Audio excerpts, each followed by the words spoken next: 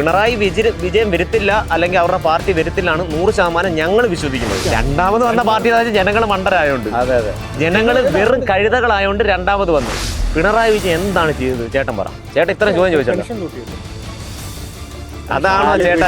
65-70 വയസ്സുള്ള പടുകളവന്മാർ നിലവിൽ കമ്മ്യൂണിസ്റ്റിലുണ്ട്. ഇവരെയൊക്കെ എടുത്തു കളഞ്ഞു കഴിഞ്ഞാൽ കമ്മ്യൂണിസ്റ്റാണ് ഏറ്റവും നല്ല ഭരണമെന്ന് ഞങ്ങൾ പറയും. ഇവർക്ക് ഈ വീണ ജോർജിന് മൈക്കിൻ്റെ ഫ്രണ്ടിൽ മാത്രമേ ഡയലോഗ് അടിക്കാൻ അറിയത്തുള്ളൂ. ഇവർ ആ ഡയലോഗേ അടിക്കത്തുള്ളൂ. ഇവർ എന്താ ചെയ്യുന്നത്? ഇവർക്ക് ഇത്രയും അനധികൃതമായിട്ട് സ്വത്തുക്കൾ ഉണ്ടെന്നുള്ളത് ഞങ്ങളല്ല കണ്ടെത്തിയത്.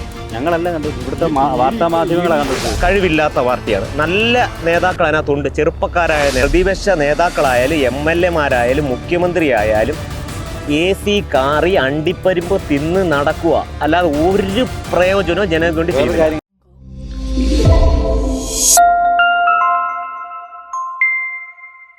കേരള രാഷ്ട്രീയം വിചിത്രമായ സംവാദമായിട്ടാണ് നിങ്ങൾ വെച്ചത്. നമ്മൾ പല ദിവസവും പല രാഷ്ട്രീയ താരങ്ങളും പല സിനിമാ താരങ്ങളും ചെയ്തിരിക്കുന്ന മറ്റൊരു കാര്യം, കേരളത്തിൽ ഭരണവർഷം കമ്മ്യൂണിസ്റ്റ് പാർട്ടി ഭരിക്കുമ്പോൾ ഓപ്പോസിറ്റിന് പ്രതിപക്ഷം UDF എന്ന് പറയാം. 2026 ഇവർ വരുമെന്ന് പറയും. ജനം ഇപ്പോൾ തന്നെ പറയുന്നു മൂന്നാമതും പിണറായി സർക്കാർ വരും. അതിന് പ്രധാന കാരണം കേരളത്തിൽ UDF അടുത്ത മുഖ്യമന്ത്രി ആരെന്ന് പറയാൻ പറ്റില്ല. 8 സ്ഥാനാർത്ഥികളുടെ പേരുണ്ട് ഇപ്പോൾ തന്നെ ഉണ്ട്. പ്രതിപക്ഷം പറയുന്ന പകരം കേരളത്തിൽ 2 ചുണക്കുട്ടിൽ യുവാക്കൾ ഓൺലൈൻ സ്വന്തം യൂട്യൂബ് ചാനൽ കൂടി പറയുന്നത്. നിങ്ങൾക്ക് എല്ലാ പ്രേക്ഷകർക്കും മല്ലു ബോയ്സ് ആണ് ഇപ്പോൾ തൊട്ടില്ല. നമസ്കാരം മല്ലു ബോയ്സ്.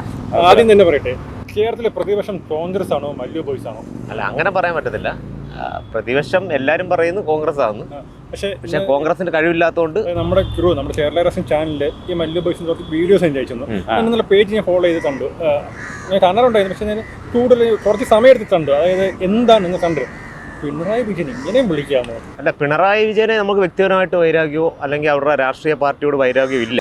പക്ഷേ ഈ നമ്മൾ ചെയ്യുന്ന കണ്ടന്റ് എന്ന് പറഞ്ഞു കഴിഞ്ഞാൽ ഇപ്പം കേരളം ആര് ഭരിക്കുന്നു, ഇനി അടുത്തത് ആര് ഭരിക്കുന്നു, ആ ഭരിക്കുന്നവർ എന്തൊക്കെ തെറ്റുകൾ കാണിക്കുന്നു ആ തെറ്റുകൾ ചൂണ്ടിക്കാണിക്കുവാണ് നമ്മുടെ. എന്തുകൊണ്ട് അവർ ചെയ്യുന്ന ശരികൾ വീഡിയോ പറഞ്ഞില്ല? അല്ല, ശരികൾ എന്തിനാണ് വരുന്നത്? അത് നമ്മളവരെ പൊക്കി പറയേണ്ട. ഇപ്പം കോൺഗ്രസ് ചെയ്യുന്ന ശരികളായാലും BJP ചെയ്യുന്ന ശരികളായാലും അത് നമ്മളെ പൊക്കി പറയേണ്ട കാര്യമില്ല. തെറ്റുകൾ ചൂണ്ടിക്കാണിച്ചാൽ മാത്രമേ അത് തിരുത്താൻ അവർ ശ്രമിക്കത്തുള്ളൂ. ഒരു നാണയത്തിന് 2 വശമുണ്ട്. അത് ശരിയും തെറ്റും ഉണ്ട്. അപ്പോൾ തെറ്റ് മാത്രം കാണിക്കുമ്പോൾ അവർ അല്ല, ശരി കാണിക്കാൻ അവരുടെ ആൾക്കാർ തന്നെ ഉണ്ടല്ലോ. അവരുടെ ആൾക്കാരായാലും ഈ നല്ല മാധ്യമങ്ങൾ, നമ്മുടെ മുൻനിരയിൽ നിൽക്കുന്ന മാധ്യമങ്ങളെല്ലാം അവരുടെ ശരി കാണിക്കാനുണ്ടല്ലോ. ഈ സർക്കാരിന്റെ ഭാഗത്തുനിന്ന് വളരെ കുറച്ച് ശരികൾ മാത്രമേ ഉള്ളൂ സമൂഹം നടക്കുന്നുള്ളൂ. കൂടുതലും തെറ്റുകൾ മാത്രം. ആ തെറ്റുകളാണ് ഇപ്പൊ ഞങ്ങൾ ചൂണ്ടിക്കാണിച്ചോണ്ടിരിക്കുന്നത്. തെറ്റ് കാണിക്കാൻ കുറച്ച് ശരിയോട് കാണിക്കല്ലോ. ഇപ്പൊ തെറ്റ് കാണിക്കുമ്പോൾ നിങ്ങൾ അവർക്കെതിരെ അല്ലെങ്കിൽ മറ്റ് ഓപ്പോസിറ്റ് പാർട്ടിയുടെ പണം വാങ്ങിച്ച് ചെയ്തതാണ് ഞാൻ പറഞ്ഞത്. അങ്ങനെ പറയാം നിങ്ങൾക്ക്. അല്ല, എല്ലാവർക്കും അങ്ങനെ പറയാം. നമ്മൾ അംഗീകരിക്കത്തില്ല. പക്ഷേ എന്താണ് അവർ ചെയ്ത ശരി എന്താണെന്ന് ചേട്ടൻ പറ.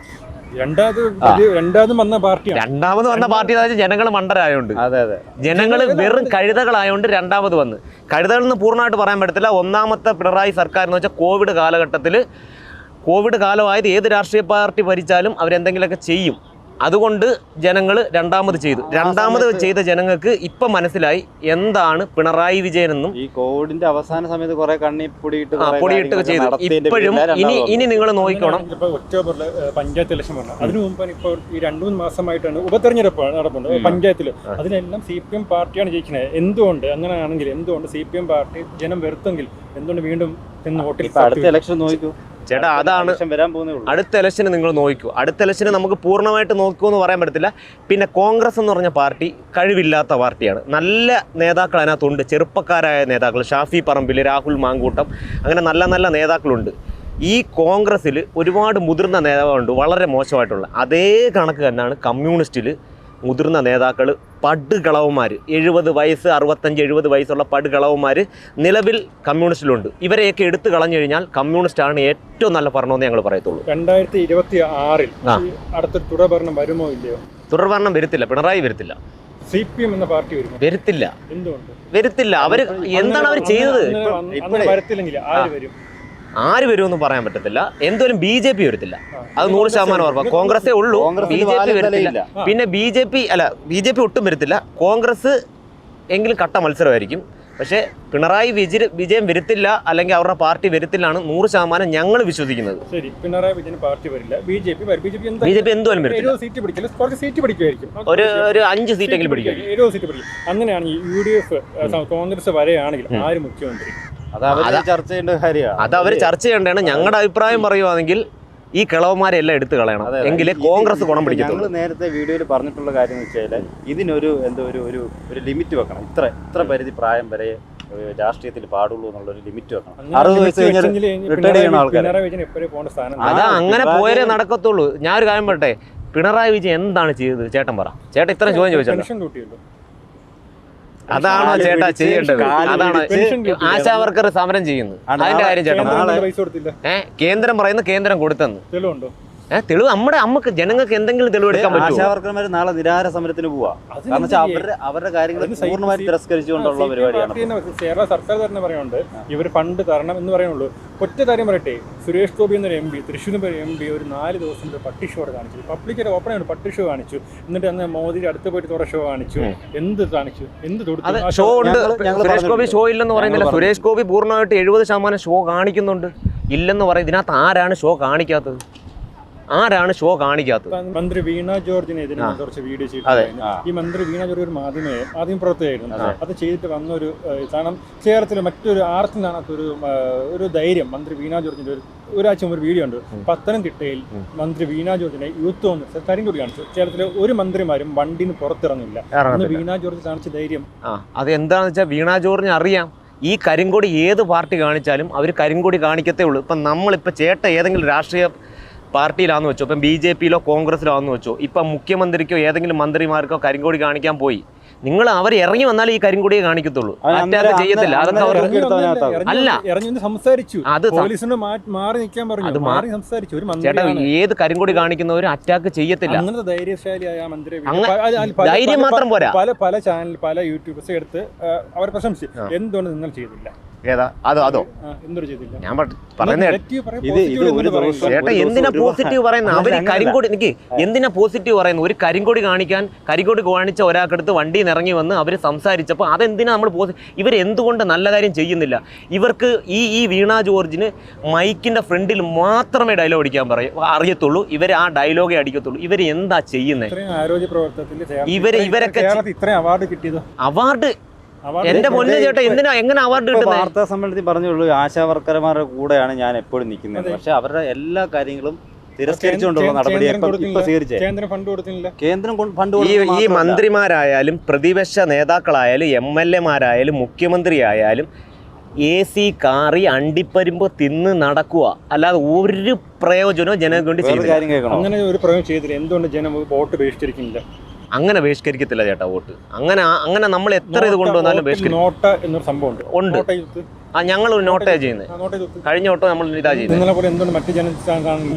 ഞങ്ങളെ മെസ്സേജ് പേഴ്സണലി മെസ്സേജ് അയക്കുന്ന ഒരുപാട് പേർ ഇന്ന് നോട്ടേ ചെയ്യുന്നത്. എങ്കിലും ഈ സമൂഹം അത്ര വലിയൊരു സമൂഹമല്ലേ. അപ്പോൾ അതിൽ ഏറ്റവും ലാസ്റ്റ് കാണിക്കുന്നത് അവർ വിശ്വസിക്കുന്നത്. ഇപ്പോൾ ഈ ഇലക്ഷൻ തീരാൻ നേരത്ത്, അല്ലെങ്കിൽ ഇലക്ഷൻ അല്ല സോറി, പിന്നെ രാഷ്ട്രീയം ഈ പിണറായി വിജയൻ്റെ ഭരണം അവസാനിക്കുന്ന സമയത്ത് നോക്കിയോ നിങ്ങൾ 3 മാസം 2 മാസത്തിനകം എല്ലാ കാര്യങ്ങളും ചെയ്തു കൊടുക്കും. എന്തുകൊണ്ടാണ്? ജനങ്ങളായ പൊട്ടന്മാരാകാൻ വേണ്ടി. അതുപോലെ ഇപ്പം അവിടെ ഈ തിരുവനന്തപുരത്ത് റോഡ് ബ്ലോക്ക് ചെയ്തിട്ടാണ് ആശാ വർക്കർമാരും ഫുള്ള് നിൽക്കുന്നത്. ഇവരൊക്കെ എന്തുകൊണ്ട് അടിച്ചോടിച്ചാൽ അവിടെ ഭവിഷ്യത്തുണ്ടാവും. അടുത്ത ഇലക്ഷൻ ഇതൊക്കെ ബാധിക്കും എന്നുള്ള വ്യക്തമായിട്ട് അറിയാം.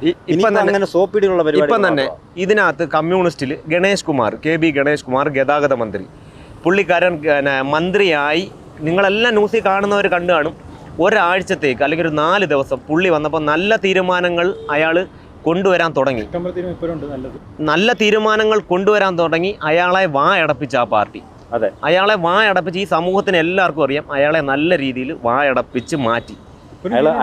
ചെയ്യുന്നതെന്ന് പറഞ്ഞാൽ ചെയ്യുന്നില്ലെന്ന് പറയുന്നില്ല. ഗണേഷ് കുമാർ നല്ലൊരു മന്ത്രിയാണ്. അതന്നെ അത് കഴിഞ്ഞിട്ട് ഇറങ്ങിയിട്ടാണ് പുള്ളി പറഞ്ഞത് എനിക്ക് പ്രത്യേകിച്ചൊന്നും പറയാനില്ല, മേളിന്നുള്ള തീരുമാനമേ ഉള്ളൂ, ഞാൻ സ്വന്തമായിട്ടൊന്നും തീരുമാനിക്കുന്നില്ല. ശേഷമാണ് ഗണേഷ് കുമാർ കമ്മ്യൂണിസ്റ്റുകാരനായത്. ഗണേഷ് കുമാർ ഒരു മന്ത്രിയാണ്, കമ്മ്യൂണിസ്റ്റുകാരനായത്. പദവിയില്ല ഗണേഷ് കുമാറിന്. കാരണം അത് മുകളിൽ ക്യാബിനറ്റ് ഉണ്ട്. ഗണേഷ് കുമാർ വിചാരിച്ച കാര്യം വെച്ചാൽ ഗണേഷ് കുമാർ മന്ത്രിസ്ഥാനം കയറുമ്പോൾ ഗണേഷ് കുമാറിന് സ്വന്തമായിട്ട് അഭിപ്രായം എടുക്കാനും ഒരു തീരുമാനം എടുക്കാനും കഴിവുണ്ടാവുന്ന പുള്ളി എടുക്കാൻ ഒരു വീടോ ഒരു ക്ലബോ ഒരു മന്ത്രിസഭയാണ് സർക്കാരാണ്. അങ്ങനെ ഉണ്ട് ചേട്ടാ. എങ്കിലും നമ്മൾ അങ്ങനെ ഒരു തീരുമാനം എന്ന് പറഞ്ഞാൽ ഗണേഷ് കുമാറിനെ കണക്കുള്ള ഒരു വ്യക്തി എന്ന് പറഞ്ഞാൽ പാവപ്പെട്ട ജനങ്ങൾക്ക് അല്ലെങ്കിൽ ജനങ്ങൾക്ക് വേണ്ടി ചെയ്യാൻ ആഗ്രഹിക്കുന്ന ആളായിരുന്നു. ഈ പാർട്ടിയിലോട്ട് വന്ന് ഈ പാർട്ടിയിൽ വരുന്നതിനേക്കാൾ ഉപരി ഇപ്പം പുള്ളിക്കാരൻ മന്ത്രിയായ ശേഷമാണ് വളരെ മോശമായി. എന്ന് വെച്ചാൽ പാർട്ടിയുടെ തീരുമാനം മാത്രമേ കേൾക്കത്തുള്ളൂ. ഒരു ജനപ്രതിനിധി എന്ന് പറഞ്ഞാൽ പാർട്ടിയുടെ തീരുമാനമല്ല ചെയ്യേണ്ടത്, ജനങ്ങളുടെ തീരുമാനം. അത് അവിടെ ഒരു രാഷ്ട്രീയമില്ല, അങ്ങനെയാണ് ചെയ്യേണ്ടത്. ഇവിടെ ജനങ്ങളുടെ തീരുമാനമില്ല, ഇവിടെ ഒറ്റയാൾ തീരുമാനം. ഇപ്പൊ ഞാനൊരു ഒറ്റൊരു ഉദാഹരണം പറയട്ടെ. അങ്ങനെ പറയാൻ പറ്റും. പിണറായി വിജയൻ തീരുമാനിച്ചു, പിണറായി വിജയനല്ല പാർട്ടിയാണ് തീരുമാനിച്ചത്. പാർട്ടി മാത്രമല്ലല്ലോ, പിണറായി വിജയൻ എന്ന് പറയുന്നതാണല്ലോ പാർട്ടി. കേന്ദ്രത്തിൽ മോദിയാണ് തീരുമാനിക്കുന്നത്, അതെന്തുകൊണ്ട് പറയുന്നത്? എന്ത് കേന്ദ്രത്തിൽ മോദിയാണ് തീരുമാനിക്കുന്നത് എന്ത് നടത്തണം? അല്ല, അത് ആ ചോദ്യം ചോദിച്ചാൽ ഞങ്ങൾ പറയും മോദിയാ തീരുമാനിക്കുന്നത്, അതെന്തുകൊണ്ട് പറയില്ല? മോദിയാ തീരുമാനിക്കുന്നത്. ചേട്ടൻ നല്ല തീരുമാനങ്ങൾ ഉണ്ടാവട്ടെ. മോദി നല്ലതാണോ പല്ലാന്നോ എന്ന് നമ്മൾ പറയുന്നില്ല. നമ്മൾ നോക്കുന്ന ഒരു ഇതെന്ന് പറഞ്ഞു കഴിഞ്ഞാൽ മോദിയെക്കുറിച്ച് മോശമായിട്ടെന്ന് പറഞ്ഞാൽ ഞങ്ങൾ പച്ചയ്ക്ക് മോശമായിട്ട് പറയും. അത് നല്ലതാണെങ്കിൽ ഞങ്ങൾ പറയത്തില്ല, നല്ലത് നമ്മൾ പറയുന്നില്ല. നമുക്ക് നമ്മളെ തെറ്റുകൾ ചൂണ്ടിക്കാണിച്ച് കൊടുക്കുമ്പോൾ അവർ തിരുത്തപ്പെടണം. അതിനുവേണ്ടിയാണ് തെറ്റുകൾ മാത്രം പറയുന്നത്. പിന്നെ ഇതിനകത്ത് പറഞ്ഞാൽ നമ്മൾ ഇലക്ഷൻ സമയത്ത് ഒരു വീട്ടിൽ വോട്ട് ചോദിക്കാൻ പോകുന്നത് എങ്ങനെയാണ് ഇവർ? അവിടെ കാല് പിടിച്ച് പിള്ളേരെ എടുത്ത് വേണമെങ്കിൽ എന്തും ചെയ്യിപ്പിച്ച് കൊടുക്കും ആൾക്കാർ. അവിടുത്തെ പഴങ്കഞ്ഞ് വരെ മോന്തും ഈ രാഷ്ട്രീയക്കാരന്മാർ. എന്നിട്ട് ജയിച്ചു കഴിയുമ്പം ഈ വീട്ടിലുള്ള ആൾക്കാർ ഇവന്മാരെ കാണണമെങ്കിൽ എന്താ ചെയ്യുന്നത്? എത്ര നേരം വോട്ട് ചെയ്യാൻ പോണു? എന്തുകൊണ്ട് വോട്ട് ചോദിക്കാൻ വരുമ്പോൾ ജനം ഒരു ആട്ടി ഇറക്കുന്നില്ല? എത്രയോ അടുത്ത് ആട്ടി ഇറക്കുന്നുണ്ട്, എത്രയോ അടുത്ത് ആട്ടി ഇറക്കുന്നുണ്ട്. ഞങ്ങൾ നേരിൽ കണ്ടിട്ടുണ്ട്, എത്രയോ അടുത്ത് ആട്ടി ഇറക്കുന്നുണ്ട്. ഞങ്ങളുടെ അടുത്ത് ആരും ഇതുവരെ നമ്മൾ ഈ ചാനൽ തുടങ്ങിയ അടുത്ത് വോട്ട് ചോദിക്കാൻ വന്നിട്ടില്ല. നമ്മുടെ അടുത്ത് കഴിഞ്ഞ വർഷവും ഞങ്ങൾ പറഞ്ഞ് ഞങ്ങളുടെ അടുത്ത് ഏത് രാഷ്ട്രീയ പാർട്ടി വോട്ട് ചോദിക്കാൻ നേരിട്ട് വരുവാണെങ്കിൽ നമ്മൾ അവർക്ക് വോട്ട് കൊടുക്കും. ഞങ്ങൾ രാഷ്ട്രീയം നോക്കത്തില്ല. ഞങ്ങൾക്ക് പേഴ്സണലി ഒരു രാഷ്ട്രീയമില്ല. ഏറ്റവും കൂടുതൽ വിമർശിക്കുന്ന കമ്മ്യൂണിസ്റ്റ് തന്നെയാണ്, അവർ ഭരിക്കുന്നതുകൊണ്ട് മാത്രമാണ്. നാളെ കോൺഗ്രസ് ഭരിച്ചാലും BJP ഭരിച്ചാലും ഇതാണ്. പിണറായി വിജയനോട് നമുക്ക് വ്യക്തിപരമായിട്ട് യാതൊരു വിരോധമില്ല. പിണറായി വിജയനോട് യാതൊരു വിരോധമില്ല. ഈ ഭരണമാണ് അങ്ങനെ ഭരണത്തിന് അടിച്ചാക്ഷേപിക്കുന്നു.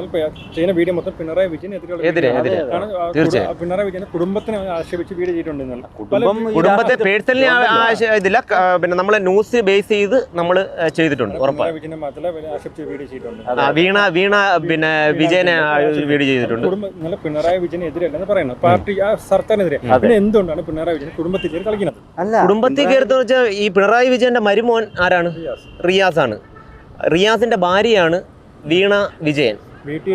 വീട്ടിൽ ഇരിക്കുന്ന പിണറായി വിജയന്റെ വൈഫിനെ പറഞ്ഞില്ലല്ലോ.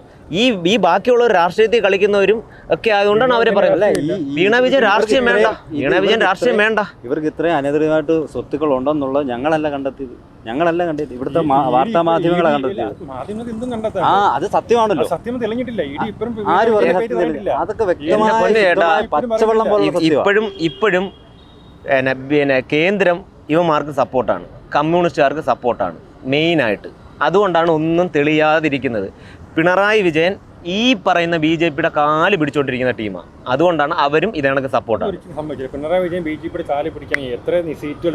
ചേട്ടാ, നമ്മൾ ജനങ്ങള് ചേട്ടാ അതൊക്കെ പൊതുവേ ഉള്ള കാര്യമായിരിക്കാം. പക്ഷേ നമ്മൾ ജനങ്ങളെ വെറും മന്ദബുദ്ധികളാക്കി കാണാണ്ട് ഈ 3 രാഷ്ട്രീയ പാർട്ടിക്കാർ യഥാർത്ഥത്തിൽ ഒന്നാണ്. കോൺഗ്രസും BJPയും കമ്മ്യൂണിസ്റ്റും എല്ലാം ഒന്നാണ്. വെളിയിലിറങ്ങുമ്പം വാർത്താ സമ്മേളനത്തിലായാലും വെളിയിലായാലും ഇവരൊന്നാണ്. അല്ല, ഇവർ പുറത്തിറങ്ങുമ്പോൾ ഇവർ ശത്രുക്കളുമാണ്. ഇവർ അല്ലാതെ ഇവർ പേഴ്സണൽ കാര്യങ്ങൾ പോലും എല്ലാ കാര്യങ്ങളും ഇവർ ചർച്ച ചെയ്ത് മാത്രമാണ് ചെയ്യുന്നത്. പറഞ്ഞിട്ടുണ്ട്. ചേട്ടാ ഞങ്ങൾ ഇന്നിട്ട വീഡിയോ എടുത്ത് നോക്ക്. കോൺഗ്രസിനെയും BJPയെയും കൂടെ മാത്രം പറഞ്ഞ വീഡിയോ ആണ്.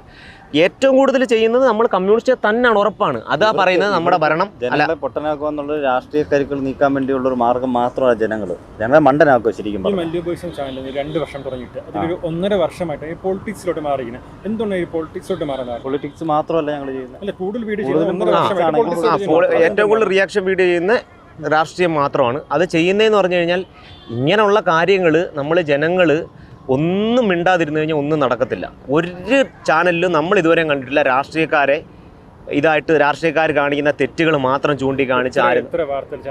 വാർത്താ ചാനൽ മൊത്തം കള്ളന്മാർ, അവന്മാർ മൊത്തം പൈസ മേടിച്ചിട്ട് ചെയ്യുന്നതാണ്. അത് സത്യസന്ധമായിട്ടുള്ള കാര്യമാണ്. മെയിൻ ന്യൂസുകാർ മൊത്തം പൈസ മേടിച്ചിട്ട് ചെയ്യുന്നതാണ്. അവർ അല്ലാത്ത ഏത് ന്യൂസ് കൊടുക്കണ്ടെന്നെല്ലാം തീരുമാനിക്കും. അവരല്ലാത്ത ന്യൂസുകളൊന്നും കൊടുക്കുന്നില്ലല്ലോ. പല ന്യൂസുകളും മുക്കും. ജസ്റ്റ് ഒന്ന് വന്നിട്ട് അവരെല്ലാം മുക്കുന്നുണ്ട്.